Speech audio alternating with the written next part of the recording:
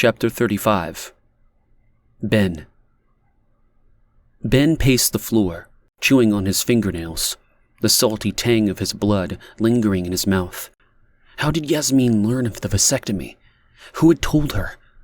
His mind raced, searching for anyone at the decree who knew about his vasectomy. There was Malcolm, of course. Malcolm had to be sure only his sperm could impregnate Yasmin. Ben had been more than willing to do the latest sperm analysis he'd had prior to the takeover. It was easy. A brief phone call to his doctor secured him an appointment to jack off into a cup and verify the effectiveness of his vasectomy, along with a request for all his medical records to the present date. Malcolm's lustful and possessive nature towards Yasmin did not escape Ben's notice. He wasn't naive. He knew what Malcolm wanted. As soon as he brought up the idea of Yasmin being a surrogate for him and Tabitha, Ben saw through his ulterior motives. He was no fool. It bothered him, knowing that Malcolm wanted what was his. But as time went on, it only fueled a sense of power within him. He became consumed with desire for Yasmin, unable to resist taking her with force in any location at any time. Malcolm could ogle Yasmin all he pleased, but as the leader of the decree, he had to maintain a certain image to uphold the rules. He couldn't betray his wife or pursue another man's woman, especially a high-ranking member of the community. Malcolm presented his idea to Ben, describing how it would involve a ceremony with select elite members present, treating it like a baptism for Yasmin into the decree. Ben stood stunned in front of him, listening to the bullshit spewing out of Malcolm's mouth, unable to respond at first.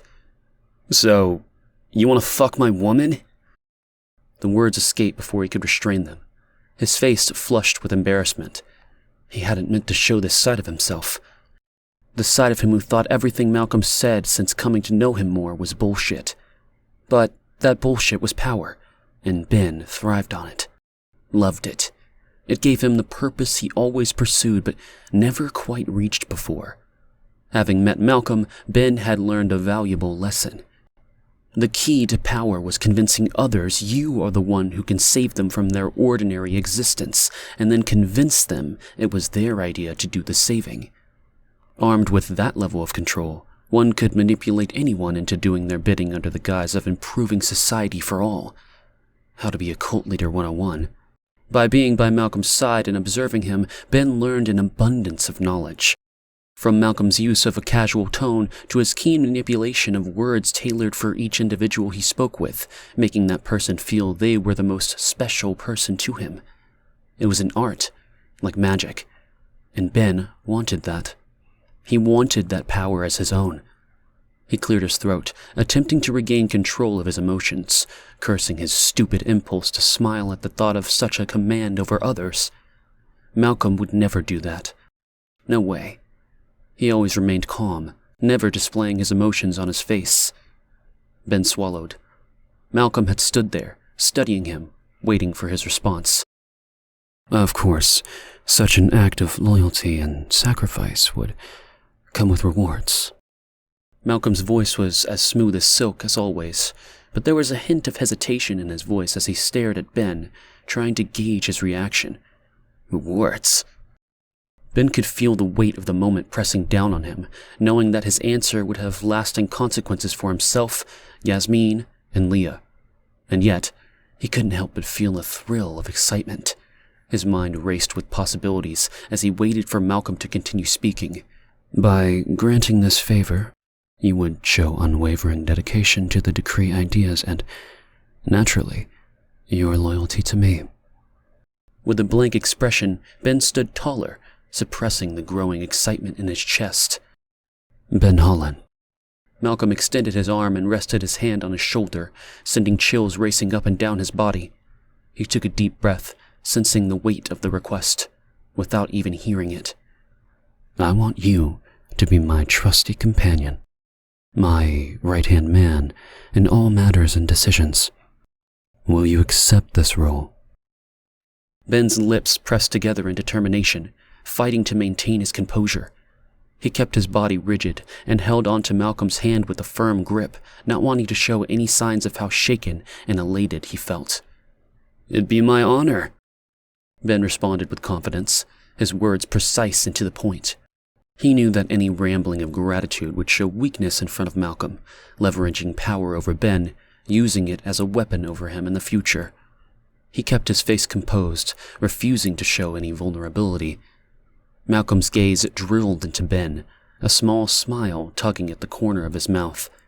They both understood the unspoken intentions between them. He was not the one to be deceived, and neither was Ben.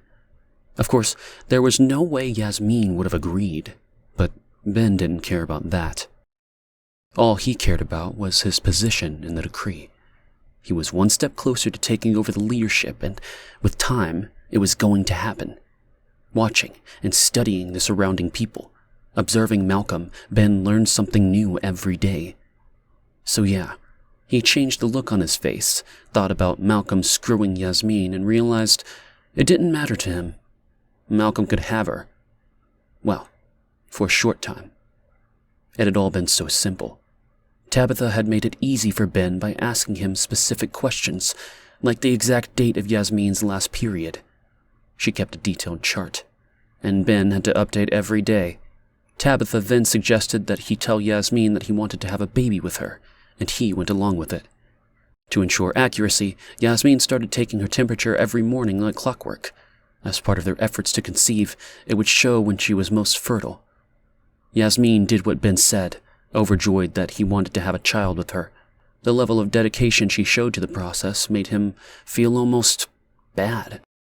Of course, the first few months were just to get an idea of her cycle, but once Tabitha knew Yasmin's cycle inside and out, it was time for Yasmin's rebirth. She fell into it with ease, so blinded by the need to be Ben's. She questioned nothing, and now, here she was. His mind raced back to 2 weeks after the ceremony, when the pregnancy test turned pink. Yasmin's face beamed with excitement as she leaped into his arms, gripping him so tight he could feel her heart pounding against his chest. He should have felt ashamed. Bad for her. But the reality was he needed Leah back by his side with the kid. When it came to women, that was his top priority. Yasmin was temporary, something to pass the time with. His piece of cake. Leah was his wife.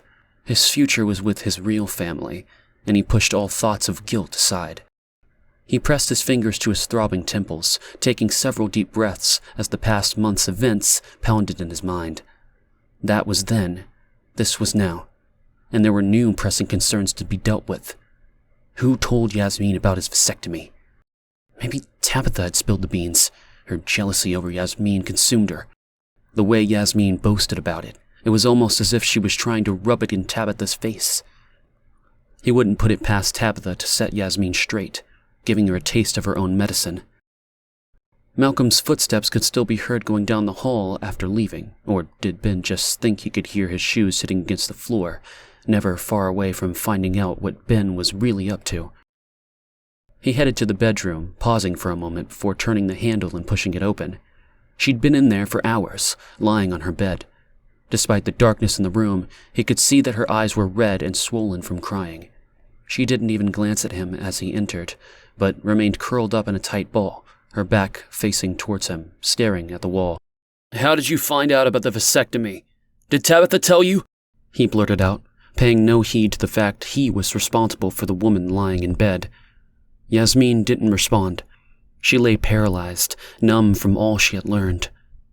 "I'm talking to you!" Ben's fingers tightened around her arm as he shook her, desperation creeping into his voice. "Who told you?" he demanded, frustration clear in his voice. Yasmin remained unmoving, void of emotion as she blinked up at him. Sitting up, her wild, tangled curls cascaded around her swollen face. "Why does it matter?" she replied, her voice laced with hurt. "I need to know." "It wasn't Tabitha. She was the dutiful sister of the decree." She stared at Ben, her lips curling into a sneer, as if she knew a secret that he didn't. It made Ben feel uneasy. "Don't act all high and mighty, Yasmin. Why are you shocked?" Ben's fists clenched, his voice shaking with anger as he stood over her.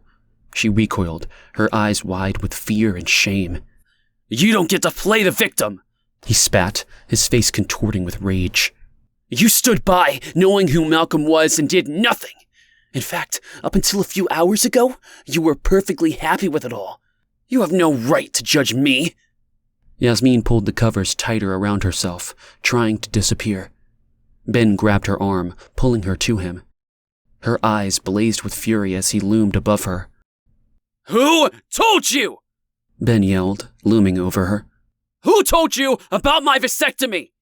Tears streamed down Yasmin's cheeks as she let out a weak, sorrowful cry that turned into a full-bodied laugh. She threw her head back, her whole body shaking with each burst of sound. Ben's face twisted in rage as he lifted his hand, ready to strike her for mocking him. "Oh, I wouldn't do that if I were you." A wave of coldness washed over him as Yasmin looked up at him with a righteous expression, one he had never seen on her before. The love and admiration that once filled her features were now replaced with pure animosity. "Or what?" Ben asked, his hand still poised. "I don't think that would sit well with Malcolm. Do you?" she said in an even voice. He released his grip on her arm, feeling the weight of his hand as it hung, awkward in the air. Her triumphant expression made his insides recoil like a snake, a look of disgust spreading across his face. Her laughter filled the air, a sharp and infectious sound that bubbled up from deep inside. She threw back her head against the pillow, her hair cascading around her face in a halo of dark curls. A mischievous smile spread across her face as she gazed up at him with sparkling eyes. In that moment, she seemed like a goddess, an ethereal, alluring, dark creature, making his heart skip a beat with just one glance. "Guess you never thought about that, did you, Ben?" She propped herself up on her elbows, feeling the shift in power as her hair trailed down her back. "Well, you better start if you intend to stay in Malcolm's good graces. Because besides trying to hurt me, I don't think he'd be too thrilled to discover that your wife was inside the complex searching for you." Ben's jaw went slack as he processed the information. "Leah? How?" His mind raced. He couldn't believe it. He prided himself on always knowing her whereabouts. How could she have slipped away without him knowing? She had tucked herself away in that shitty cabin she loved with the boy, trapped with the dwindling supplies, waiting for someone to rescue her. How had she escaped his watchful eye? "Yeah, I thought that would grab your attention." Yasmin's head shook in disbelief. "When was she here?" Ben's hand trembled as he ran it through his hair. He had to let it grow out, no longer styling it in its usual spiky fashion. Instead, he adopted the longer, tousled look favored by most of the men in the decree. "Right before I came in. She was looking for you. She thought you would help your son," Yasmin said, now sitting straight up in bed. "Wouldn't she be surprised to know that if, given the chance, you would give her precious boy to Malcolm on a platter?" "She thought I would help her? Why?" Ben said, confused but thinking how he could use this information in his favor. Yasmin sat with her mouth hanging open. Because Adam is your son?" "He's a half-blood," he scoffed, dismissing what she said with a wave of his hand. "There's nothing lower than that." He spoke the words without effort, having said them so many times before. But deep down, he didn't believe a single word of it. Adam was no half-blood, and once Ben proved Leah's innocence, he vowed to bring her back to the compound by any means necessary, even if it meant dragging her back kicking and screaming. "You're kidding me, right?" Yasmin was in disbelief at the words coming out of Ben's mouth. He smirked. "You believe everything that Malcolm says?" Ben's stern expression caused her to flinch and retreat into the covers, once again becoming nervous in his presence. He couldn't help but think about Malcolm's kid, the chosen one, destined to rule alongside his father. There was no way in hell Ben was going to allow that to happen. No way. It would be his son who would stand beside him and lead the decree into the future, not this little bastard growing inside of Yasmin. Ben took a deep breath and blew it out, slow and steady, his distaste for Yasmin growing stronger and more powerful inside him. She felt soiled, no good to him anymore. A threat. Adam was his son, his flesh and blood, pure and uncorrupted, unlike the dark and twisted thing festering within Yasmin. You have no idea what I believe, or what I'm capable of. Yasmin's eyes widened in shock as he stormed out of the room, slamming the door shut behind him. Panic set in as he tried to make sense of how Leah had gotten to the decree without his knowledge. When did she leave their cabin? Where was the boy?